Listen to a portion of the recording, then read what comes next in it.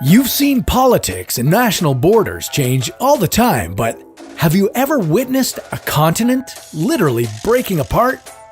Well, it's possible, and it's happening to Africa right now. In 2005, a 60-kilometer-long stretch of the continent cracked open over a period of just 10 days, and it hasn't stopped expanding since. Eventually, the landmass will break right off, giving birth to a brand new ocean. How soon will this happen? And what does it mean for the people of Africa? This is What If, and here's what would happen if the African continent broke apart. The face of our planet is continually changing thanks to the shifting of tectonic plates, but it's rarely this noticeable. In the years since 2005, more cracks in the Earth have opened up in several countries throughout the African continent, sparking fear among their populations. But as scary as the fractures may seem, experts say they could teach us a lot about how our world was formed.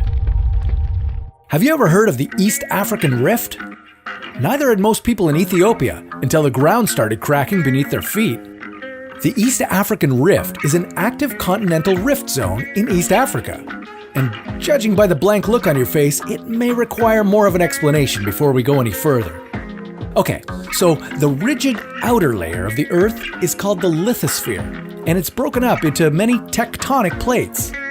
Tectonic plates are basically large slabs of solid rock that move relative to each other at varying speeds. When these plates move apart from each other, they cause fractures to be formed at their boundaries.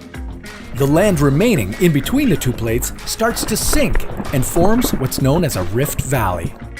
This can lead to new boundaries being created between plates. In the case of the East African Rift, the African tectonic plate is breaking up into two smaller ones, the Somali and Nubian plates.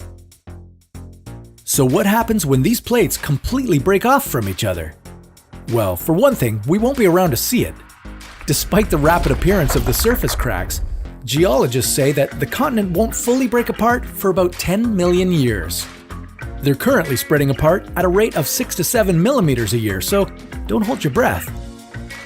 As the plates continue to pull away from each other, the Rift Valley will sink deeper and deeper, and water from the Red Sea will flood in to create a new ocean. Africa will become a lot smaller as parts of southern Ethiopia and Somalia will drift off to form a new island. What does this mean for all of us in the meantime?